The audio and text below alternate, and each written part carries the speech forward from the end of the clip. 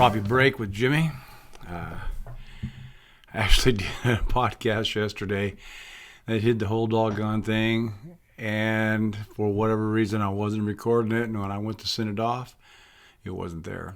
So anyway, I'm going to touch on a little bit because there's a couple things I want to talk about today. Number one, I wanted to kind of follow up my last podcast and talking about of course they got the country shut down, and because of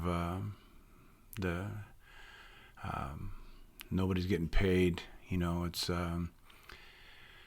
and that's still going on right now. I figured everything would be up and running by the end of this week, but that doesn't happen.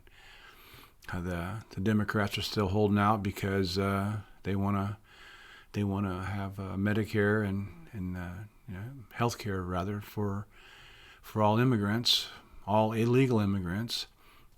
And the Republicans, we just can't afford it unless they're going to lose 60 million people off medical, and they're going to lose their medical, and that's not going. Well, there might be a few of them that won't get paid for sure, and they're going to lose that, But it's most of it is the illegal immigrants.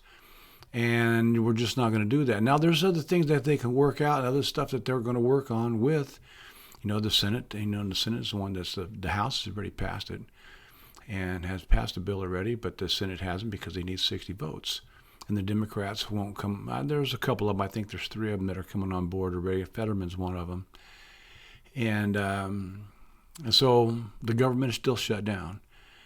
Hopefully by the end of this week, it'll be back open again, but we'll have to wait and see. I know President Trump was saying that he's going to do everything they can. They have some other monies at other places to make sure that the military gets paid, because that's part of the shutdown. They don't get paid. There's other people, firemen, police, air traffic controllers. A lot of those won't get paid either, but we'll have to wait and see. Hopefully they'll get this thing under control this week here and get it all back on track. Of course, they have the agreement with Israel and Hamas, where Hamas is supposed to lay down their weapons. We'll get those people back from Israel that that have been kidnapped.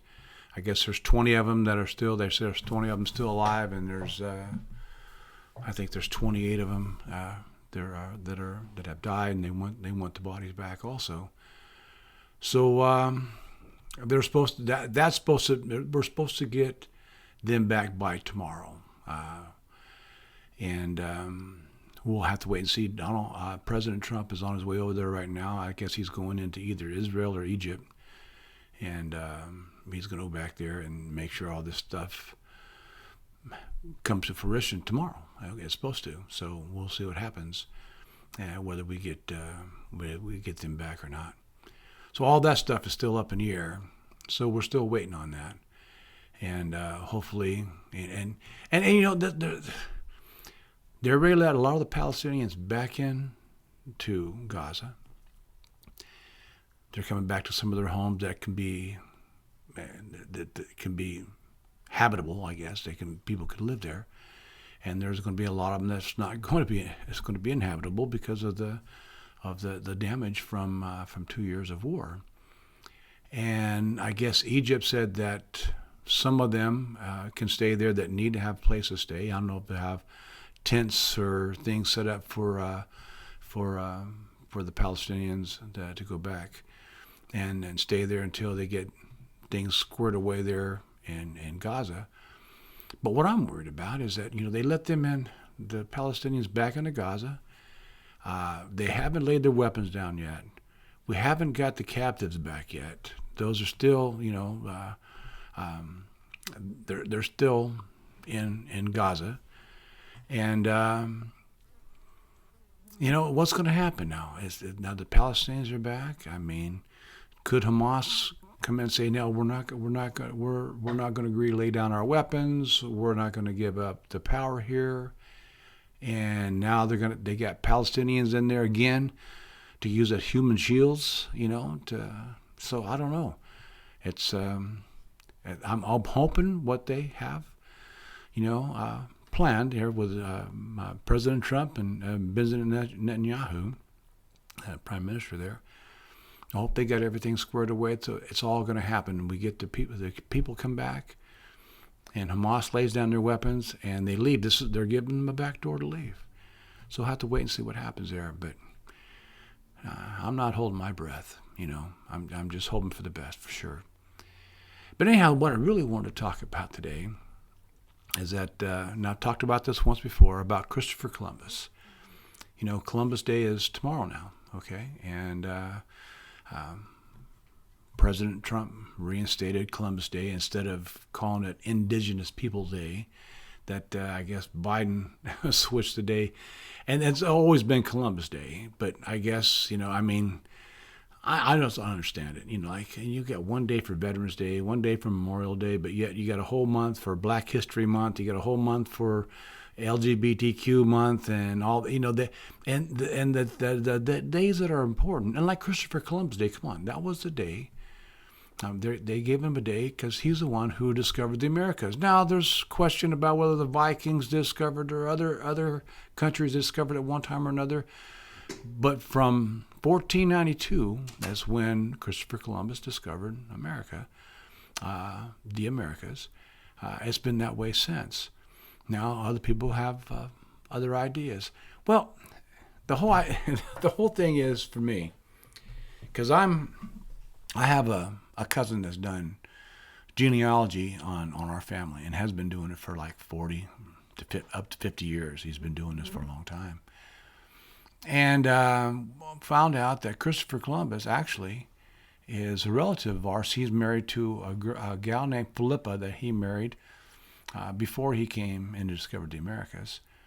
And this Philippa, and you can read this up in the encyclopedia, she's actually a relative of my family, Portuguese family. Now she's Portuguese. And, it makes you think, well, why would, Christopher Columbus, everyone, I always understood he was Italian, but come to find out, Christopher Columbus isn't Italian. He's actually Portuguese. Now, the reason that is, this is some information that my cousin put together in a lot of years of studying, going back to the Azores, going back to Madeira Islands, and going back, the Mormons, they keep the genealogy up, and a lot of information. He went back there, and he's done a lot of extensive studying on this, on our family. Because he's actually a double cousin to me. He's his dad and my dad are first cousins, and our mothers are sisters. So we're cousins on both sides. Anyway, that was understood for a long time, that because we were married into the family, and Christopher Columbus was our great uncle by marriage. And then, of course, they had one or two kids, and they were on the ship there, the Santa Maria, with him when they discovered the Americas. So my family, as actually, for all intents and purposes, they were part of discovering the Americas. But then come to find out, Christopher Columbus, actually, he's related on both sides. He's related on his side, not just by marriage. The Portuguese side, come to find out, Christopher Columbus is, in fact, Portuguese. He was born in Cuba, Portugal, okay? And I believe my cousin does have, he has the information on it. I'm pretty sure he has the birth certificates and stuff when he was born. But he was born in Cuba, Portugal. And in fact, when he landed on the Americas, you've heard of San Salvador, okay? That was like the first island he landed on in the Caribbean. And then he also went to Cuba. And Cuba was named after his birthplace, which was Cuba, Portugal. And San Salvador, it was the first island that he landed on. He named it after himself. You see, because Christopher Columbus's real name is Salvador Fernandez Zargo. Now, it gets a little tricky, and sometimes I'm pretty sure everything is correct, what I'm going to tell you.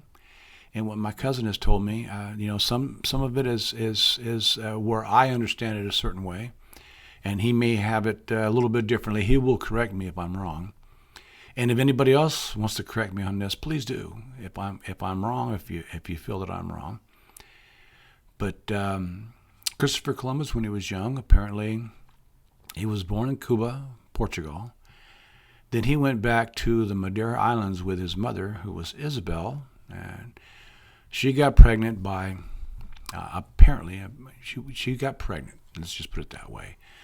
And so she went back to Madeira Islands where her father was.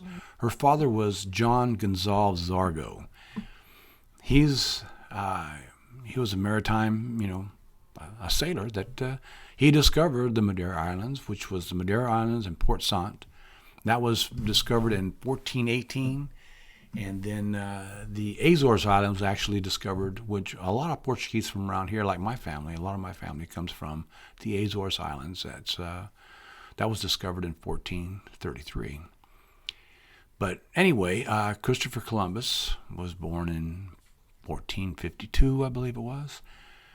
And they went back to the Madeira Islands where her father was, John Gonzalez Zargo. He was a governor, I believe.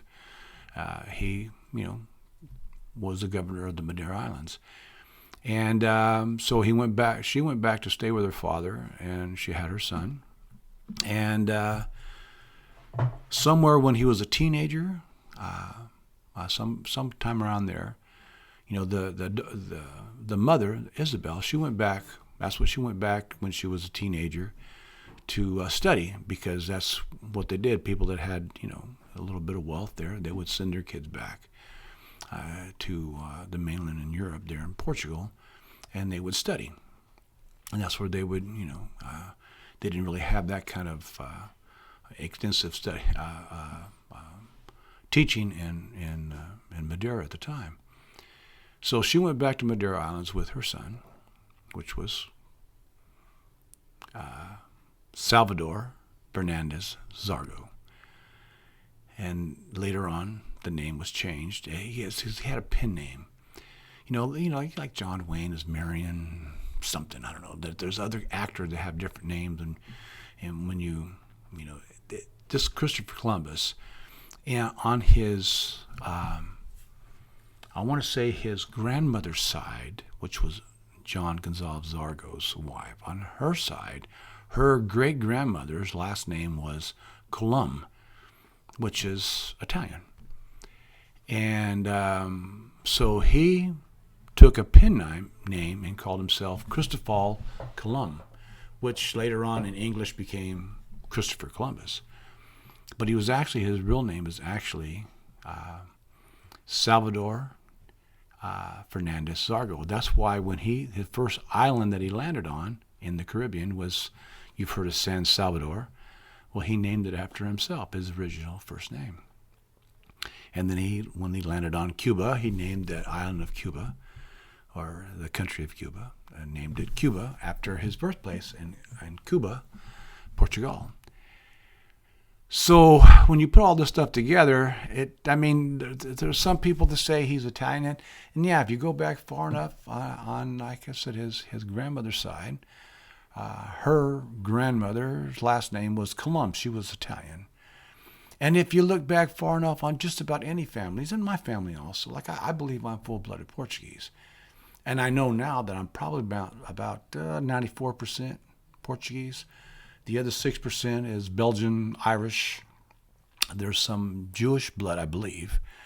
Because back in those days, of course, the Jews were spread around, around Europe, around Asia.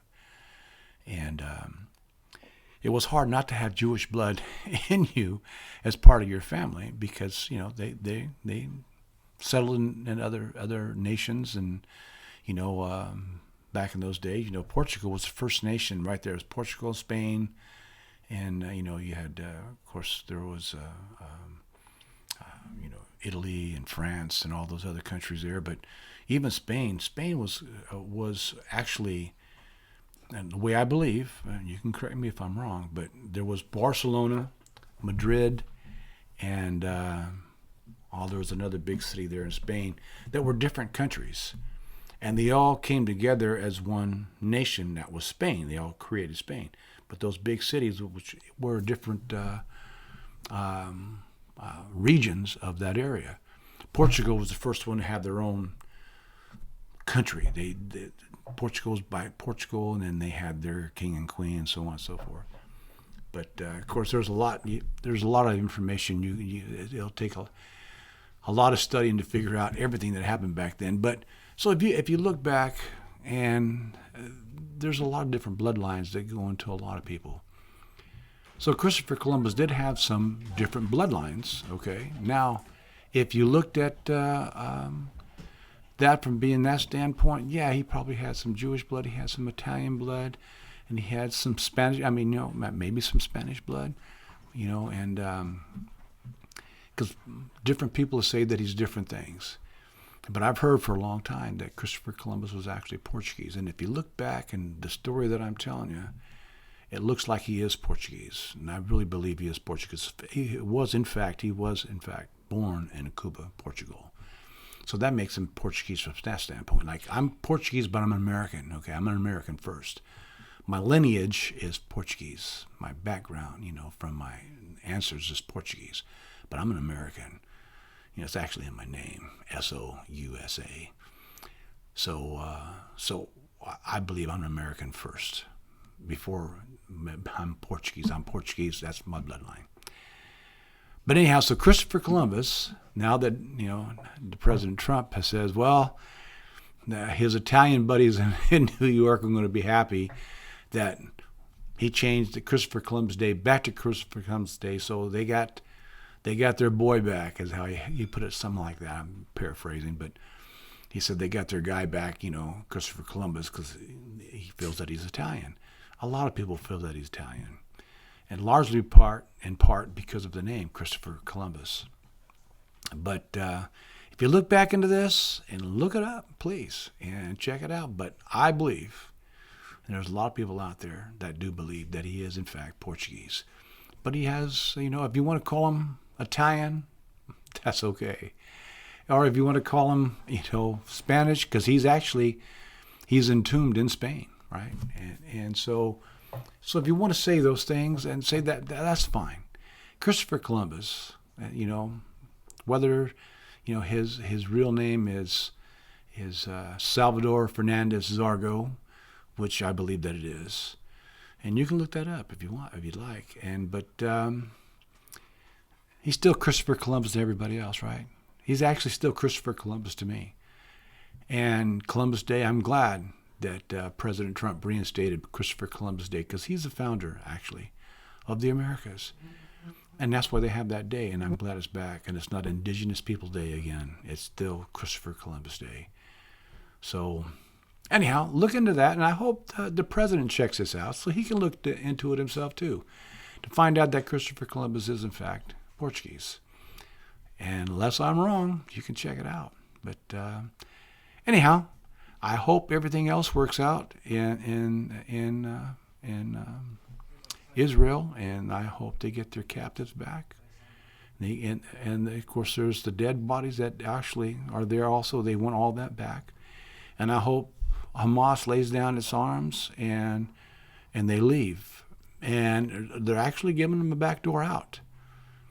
The other way might be a little more devastating for them and for everybody else too. So we're hoping this thing's going to come to an end. And the president for peace, that's what President President Trump is. He's the president for peace. And he's trying to get all these other countries to stop fighting one another and bring about peace. So we'll see what happens there. Hopefully everything works out tomorrow. Hopefully I wake up tomorrow and everybody's home. So this is Coffee Break with Jimmy. Please subscribe, share, press the like button, hit that notification bell, and let you know the next time I'm on. Thank you. Talk to you later.